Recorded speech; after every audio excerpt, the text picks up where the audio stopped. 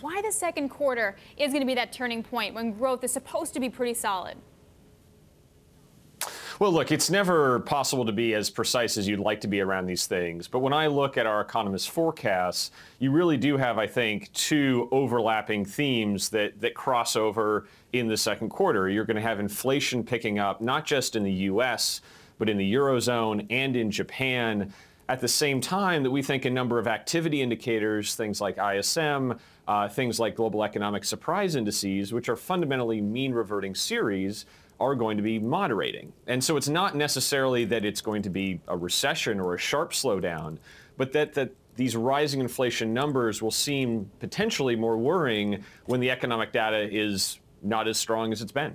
Well, fair point. So let's take a look at what yield you're watching. So many look at the 10-year, they say, oh, 3%, 3.5%. But you wind up looking at 10-year yields, inflation-linked notes. And I have that chart here on the Bloomberg. And we're right around the high that we saw since 2015 of like 82 bips. But basis points. What do you think is the breaking point in the equity market when it comes to yields? Well, look, I don't think, I think unfortunately you can't be too precise about an exact breaking point. But the reason I like this chart quite a bit is first, you know, I do think real rates, i.e. the interest rate over and above inflation, is probably the most important rate when it comes to thinking about equity markets and discounting cash flows.